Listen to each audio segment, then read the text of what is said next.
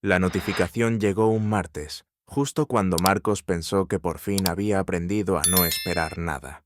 El correo apareció en su pantalla sin remitente claro, sin asunto, solo una línea. Si todavía confías, ven. Tardó varios segundos en reaccionar. La oficina entera seguía su rutina. Teclados, llamadas, el zumbido del aire acondicionado. Pero él sintió que el tiempo se rompía. Abrió el archivo adjunto, un billete de avión a Ginebra, a su nombre, con salida en 48 horas. Primera clase, nada más, ninguna explicación, ninguna firma. Durante 2 meses había intentado convencerse de que Álvaro era una historia cerrada. Lo repitió tantas veces que empezó a sonar real. Se había refugiado en el trabajo, en la previsibilidad de Madrid, en las reuniones y los cafés con compañeros que hablaban de promociones y vacaciones. Pero por las noches, cuando el ruido se apagaba, el recuerdo volvía con la precisión de una herida que no cicatriza. Esa voz grave que le decía que todo era posible. Esas manos que le hacían olvidar el miedo. Y ahora, ese billete. Marcos cerró el portátil sin entender qué parte de sí mismo había tomado el control. Salió a la calle con el móvil apretado en el bolsillo y una tormenta creciendo en la cabeza. Caminó por la Gran Vía sin rumbo, entre luces de escaparates y bocinas, preguntándose si se había vuelto loco.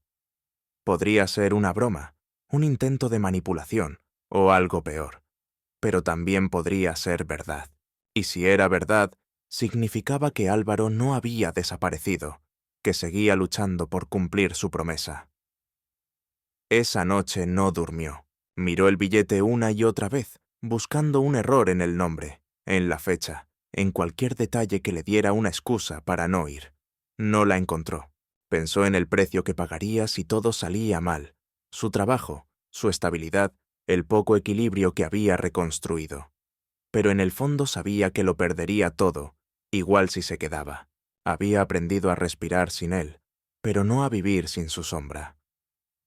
El día siguiente fue una sucesión de movimientos automáticos. Enviaba correos, contestaba llamadas, pero no escuchaba nada. A las 6 de la tarde pidió una excedencia de 2 semanas, alegando asuntos familiares urgentes. Su jefa asintió sin hacer preguntas. En el metro de vuelta, observó su reflejo en la ventana y apenas se reconoció. No era el hombre metódico y seguro de hace unos meses. Era alguien al borde de una decisión imposible. Al llegar a su piso, abrió la maleta sin pensarlo. Camisas, un abrigo, el cargador, el pasaporte. Metió lo imprescindible como si cada prenda pesara más de lo que podía soportar. La televisión seguía encendida en segundo plano, pero no registraba las noticias. Solo podía oír el eco de aquella voz. Confía. Cuando el taxi lo llevó al aeropuerto, Madrid aún dormía. La ciudad le pareció más ajena que nunca, como un decorado vacío. En el mostrador de embarque, la empleada sonrió al ver su billete. «Buen viaje, señor Rivas». Él asintió, aunque no estaba seguro de a dónde viajaba realmente. No sabía si iba en busca de un hombre o de una respuesta. Durante el vuelo, el silencio era absoluto. Miró por la ventanilla y vio cómo la oscuridad del Atlántico se mezclaba con el amanecer. Pensó en todo lo que podía salir mal. Quizá llegaría y nadie lo esperaría. Quizá era una prueba cruel, o quizá era el principio de algo que había jurado imposible. Cerró los ojos y se obligó a respirar. Al aterrizar, el frío de Ginebra lo golpeó como una bofetada. Todo era ordenado, impecable, distante. Caminó entre viajeros con abrigos caros y rostros anónimos. Cuando vio a un chofer sosteniendo una tablet con su nombre, sintió un escalofrío. No hubo palabras, solo un gesto para que lo siguiera hasta un coche negro. El trayecto fue silencioso. Afuera, la ciudad despertaba entre nubes y el reflejo del lago. Marcos intentaba no pensar, pero cada curva le recordaba que estaba solo, que había cruzado un límite del que quizá no habría retorno. El coche se detuvo frente a un hotel antiguo. El conductor le entregó una llave y una nota. «Descanse, Será contactado en el momento oportuno. Firmado. A. Subió a la habitación y dejó la maleta sin abrir. El corazón le golpeaba con fuerza, un ritmo entre miedo y esperanza. Caminó por la estancia sin rumbo, mirando el móvil cada pocos minutos. Ningún mensaje. Ninguna llamada. Nada. Pasaron las horas. El reloj marcaba casi el mediodía cuando el teléfono del hotel sonó. «Señor Rivas, el señor Aguilar le espera en el jardín interior en 10 minutos». Su voz interior quiso negarse, pero sus pies ya estaban en movimiento. El jardín era un espacio cerrado de cristal y luz. Álvaro estaba de espaldas, observando el lago, acompañado por un hombre mayor. Cuando Marcos se acercó, reconoció su perfil y sintió cómo el mundo se encogía a un solo punto. Álvaro se giró despacio. Era él, pero diferente, más frío, más controlado. «Gracias por venir», dijo sin emoción. «Permíteme presentarte. Este es Javier, mi consejero». El hombre mayor asintió, sin sonrisa. Álvaro le indicó que se sentara. Hablaron de precauciones, de reputación, de un futuro compromiso matrimonial que debía cumplirse. Las palabras caían como piedras. Marcos apenas podía responder. Cada frase parecía un golpe cuidadosamente medido para mantenerlo a distancia. Cuando escuchó la palabra boda, su cuerpo se tensó. Miró a Álvaro buscando un gesto, una negación, algo. No lo encontró. Él mantenía la vista en la taza de café, con el rostro impasible. «Necesito que actúes como mi traductor esta noche. Es una cena con la familia de mi prometida. Será mejor si pareces parte de mi equipo».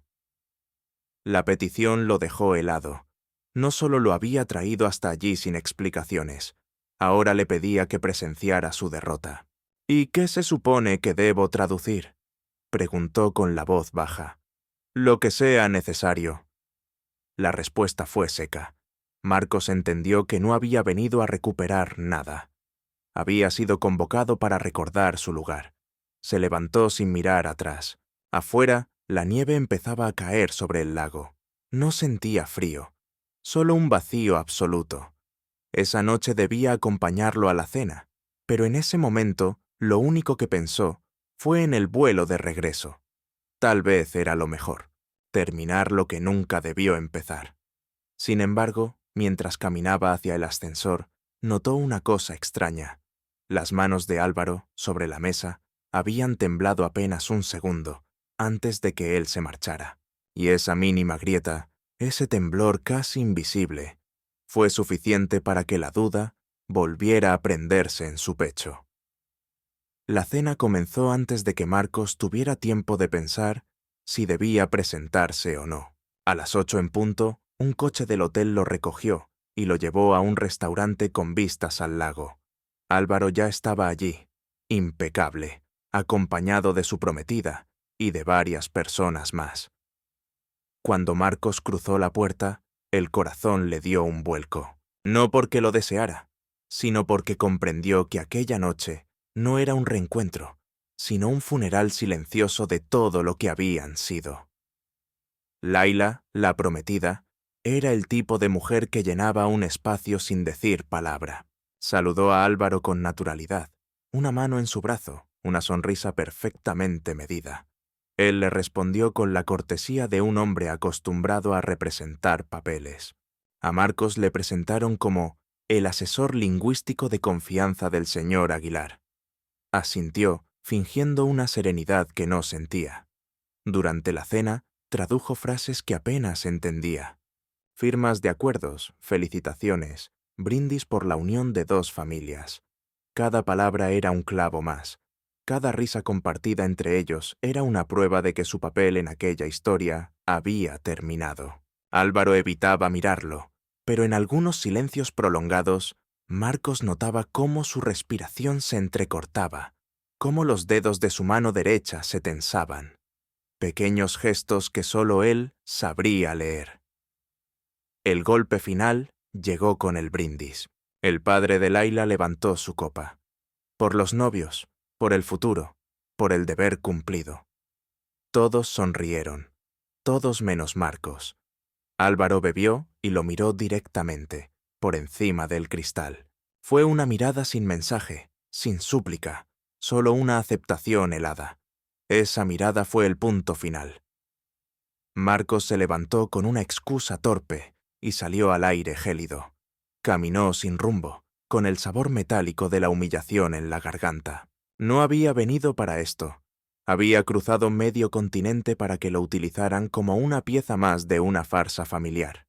Regresó al hotel decidido. No iba a esperar explicaciones.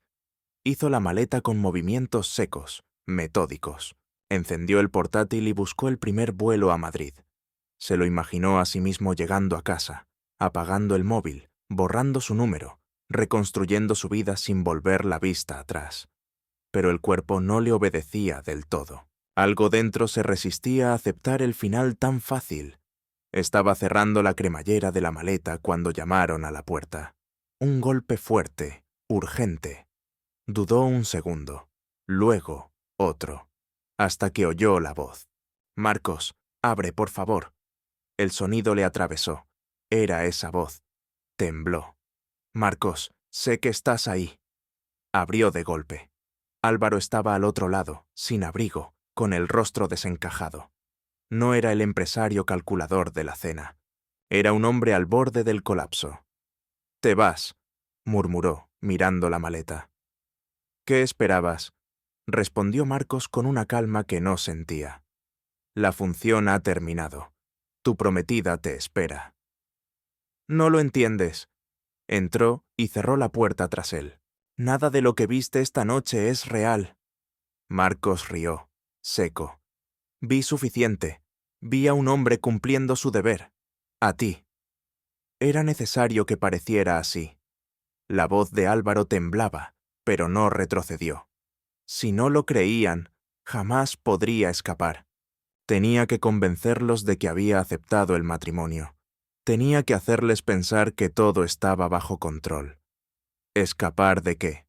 De ellos, de mi familia, de su negocio, de la vida que decidieron por mí. He pasado meses preparando mi salida. Vendí mis acciones, moví dinero fuera de su alcance, creé una identidad nueva. Si me descubrían antes de tiempo, lo perdería todo. Marcos lo miró incrédulo. «¿Y por qué me involucras? ¿Por qué ese billete? ¿Por qué ahora?» «Porque todo esto era para ti». Dio un paso más cerca. «Tenía que asegurarme de que, cuando desapareciera, tú estuvieras conmigo. No podía hacerlo solo». El aire se volvió denso. Marcos sintió que el suelo se movía bajo sus pies. Álvaro extendió una mano sin tocarlo aún. «No te pido que me creas ahora, pero mírame y dime si todo lo que vivimos fue mentira». Marcos no pudo responder. Había demasiadas cosas que quería decir y ninguna parecía suficiente. La rabia, la nostalgia, el amor que aún le ardía dentro. Todo se mezcló en una corriente que lo arrastraba sin remedio. «Tenía miedo de perderte», dijo Álvaro, casi en un susurro, «y lo estaba haciendo todo este tiempo». Marcos sintió como algo se rompía por dentro. La distancia que había construido con tanto esfuerzo empezó a desmoronarse.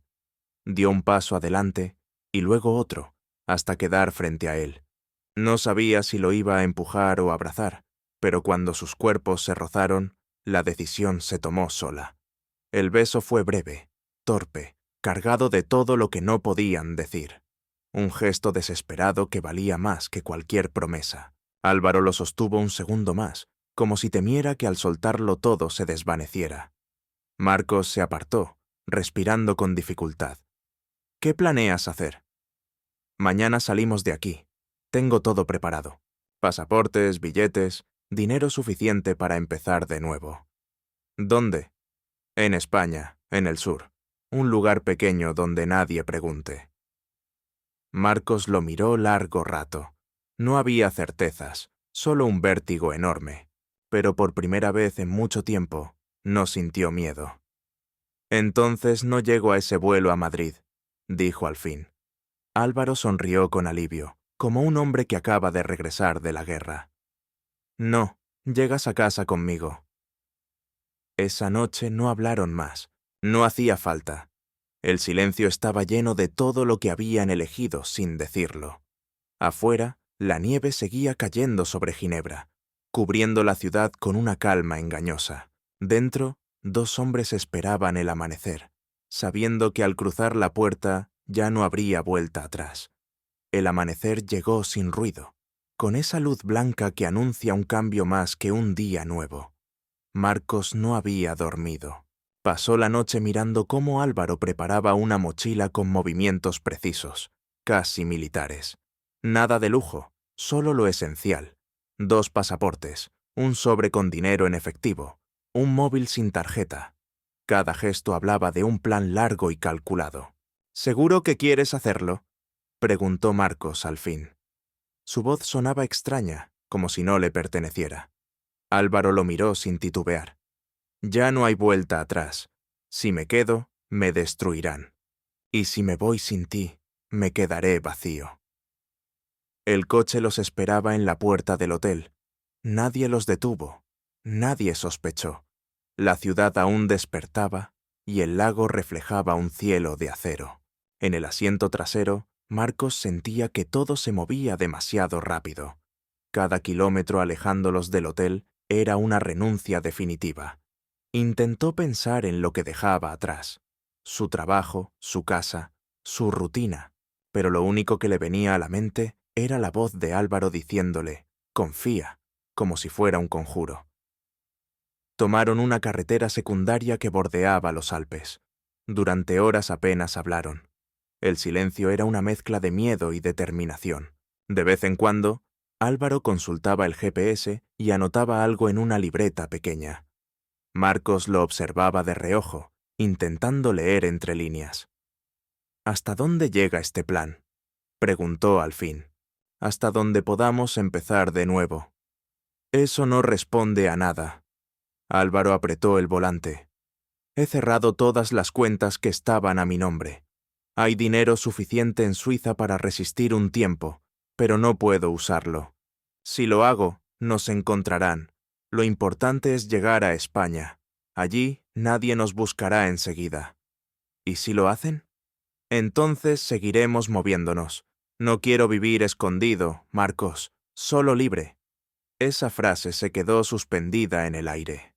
Libre. Sonaba demasiado grande, demasiado inalcanzable, pero también era lo único que daba sentido a todo. Pararon en una gasolinera cerca de Lyon. Álvaro salió a comprar café. Marcos se quedó en el coche, mirando el horizonte. Un pensamiento lo golpeó con fuerza. Podía bajarse, coger un tren, desaparecer. Tenía su pasaporte, podía volver a toda su vida en cuestión de horas. Pero no lo hizo. No porque no tuviera miedo, sino porque sabía que si lo hacía, se arrepentiría toda la vida. Cuando Álvaro regresó con los vasos, le tendió uno. «¿En qué piensas?» «En que estás loco». «Lo sé», sonrió apenas, «pero no soy el único». Siguieron conduciendo hasta caer la tarde. Cruzaron la frontera por un paso secundario. No hubo controles, solo un cartel que decía «España» y una sensación de vértigo. Marcos respiró hondo. Álvaro soltó una carcajada corta, la primera en mucho tiempo. «Ya está, somos fantasmas». Durmieron esa noche en un hostal de carretera, cerca de Girona. Había una sola habitación con 2 camas pequeñas. Ninguno mencionó la incomodidad. El cansancio era más fuerte que cualquier duda. Pero cuando Marcos se acostó, sintió el peso del silencio entre ellos. No era el silencio incómodo de los desconocidos, sino el de quienes cargan demasiadas palabras. En mitad de la noche, algo lo despertó. Álvaro estaba sentado al borde de su cama, con la cabeza entre las manos. «¿Qué pasa?», murmuró Marcos. «Solo necesitaba asegurarme de que estás aquí». Marcos se incorporó, le puso una mano en la nuca. «Estoy aquí». Álvaro levantó la mirada. Sus ojos cansados tenían algo que Marcos no le había visto nunca. Miedo real. No al fracaso, sino a perder lo único auténtico que había tenido. Sin pensarlo, Marcos lo abrazó. Sintió el temblor del otro, el calor bajo la piel. Se quedaron así largo rato, sin hablar. A veces el silencio era la única forma de decirlo todo. Cuando el amanecer entró por la ventana, estaban en la misma cama, medio dormidos, entrelazados. No había promesas, ni discursos, solo una certeza silenciosa. Habían cruzado la línea y ya no había regreso posible. Desayunaron deprisa y siguieron hacia el sur. En una gasolinera cerca de Valencia, Álvaro le mostró 2 pasaportes nuevos. A partir de ahora, somos Martín y Luis. ¿Y si alguien pregunta? Diremos que somos socios en una galería de arte. Nadie hace muchas preguntas cuando sonríes con seguridad. Marcos rió, incrédulo. Nunca pensé que acabaría huyendo con un empresario andaluz bajo identidad falsa. Y yo nunca pensé que alguien aceptaría huir conmigo. El coche se alejó por la autopista. En el retrovisor, el norte quedaba atrás. Delante, el mar comenzaba a brillar. Marcos apoyó la cabeza en el cristal, dejando que el sol le quemara la piel. Por primera vez en meses, el miedo no dolía. Era otra cosa, más parecida a esperanza. Llegaron a Valencia al caer la tarde, con el cuerpo rendido y la mente todavía alerta. Álvaro había reservado un pequeño apartamento en el barrio del Carmen, amueblado con lo justo. Al cerrar la puerta, el silencio fue casi abrumador. Era el primer lugar en meses donde ninguno de los dos tenía que fingir. Marcos dejó la maleta en el suelo y respiró hondo. La ventana daba a una calle estrecha, llena de murmullos y olor a comida. Álvaro lo observaba desde el otro lado de la habitación, como si necesitara confirmar que aquello era real. «No parece mucho», dijo con una sonrisa cansada, «pero es nuestro comienzo». Marcos se acercó despacio. «¿Y ahora qué? ¿Vamos a escondernos el resto de nuestras vidas? Vamos a vivir sin pedir permiso». Esa respuesta le desarmó. No era una promesa ni una excusa. Era una declaración simple, casi infantil, pero cargada de verdad. Los días siguientes fueron extraños. Compraron cosas básicas, aprendieron a moverse por la ciudad sin llamar la atención. Álvaro, acostumbrado al lujo, se adaptó con una humildad que sorprendía. Ayudaba a cocinar, barría el suelo, hacía planes como si nada de lo anterior hubiera existido. Pero por las noches, cuando el ruido de la calle se apagaba, la tensión regresaba. Marcos lo notaba. Ese aire contenido, esa mirada que se perdía en el vacío. Una noche lo encontró en el balcón, con un cigarrillo entre los dedos, observando las luces del puerto. «¿Esperas a alguien?», preguntó. «No, solo escucho el silencio. En mi casa nunca lo había». Marcos se apoyó a su lado. «Te persiguen recuerdos, no personas». Álvaro sonrió sin alegría. «A veces los recuerdos son peores. No se pueden sobornar». Marcos le tocó el brazo, apenas un roce. «No tienes que cargar con todo solo». Ese gesto cambió algo entre ellos. No fue planeado ni grandioso. Solo 2 hombres cansados buscando calor. Se quedaron en el balcón hasta que el cigarrillo se consumió. Luego entraron sin hablar.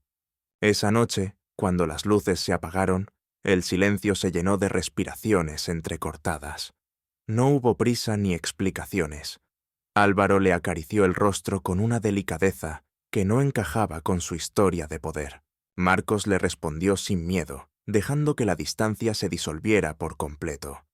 Fue un encuentro sereno, casi lento, una forma de reconocerse de nuevo después de tanto tiempo huyendo. No había lujuria ni dramatismo, solo una ternura profunda que dolía y curaba a la vez. Al amanecer, Marcos despertó con el pecho de Álvaro bajo su mejilla. Afuera, los primeros sonidos de la ciudad subían desde la calle. Por un momento, pensó que todo había sido un sueño, pero él seguía allí, respirando tranquilo. Durante la mañana prepararon café y planearon qué hacer con sus nuevas identidades. Álvaro hablaba con calma, como si cada detalle práctico fuera un paso hacia la libertad definitiva. Tengo un contacto que puede ayudarnos a abrir una pequeña galería. Nada grande. Solo un sitio donde el arte sea la excusa. Marcos se rió. Tú huyes de un imperio y acabas montando otro. Esta vez sin tronos, respondió. Parecía ligero, pero en sus ojos aún se escondía un resto de culpa. Marcos lo notó cuando él pensó que no lo miraba. Esa carga no desaparece de la noche a la mañana. Esa tarde salieron a caminar por el puerto. El aire olía a sal y a promesas. Álvaro le tomó la mano sin mirar alrededor. No era un gesto de desafío, sino de alivio. Nadie los observaba, nadie les exigía nada. Solo dos hombres caminando entre desconocidos. ¿Lo crees posible?, preguntó Marcos. ¿Qué cosa? Esto, nosotros, una vida normal. Álvaro se detuvo. No lo sé, pero prefiero intentarlo que seguir soñándolo. El sol caía sobre el mar, tiñendo el agua de naranja. Marcos sintió una calma extraña, la misma que precede a las decisiones que cambian todo. Por primera vez no pensó en el pasado, ni en el miedo, ni en la huida. Solo en ese instante. Al regresar al apartamento, encontraron un sobre bajo la puerta. No tenía remitente. Álvaro lo abrió con cautela. Dentro, una sola hoja, una foto suya tomada en el hotel de Montreux y una frase escrita a mano. Sabemos dónde estás. El aire se congeló. Marcos lo miró sin comprender. ¿Qué significa esto? Que el pasado acaba de alcanzarnos. Álvaro dejó la nota sobre la mesa, se pasó una mano por el cabello y respiró hondo. Tenemos que movernos otra vez. No puedo arriesgarte. Marcos lo detuvo con firmeza. No pienso volver a correr. Si esto se acaba aquí. Sus miradas se cruzaron, tensas, sinceras. Durante unos segundos ninguno habló. Luego Álvaro, con un temblor apenas visible, dijo: «Entonces pelearemos juntos». Marcos asintió.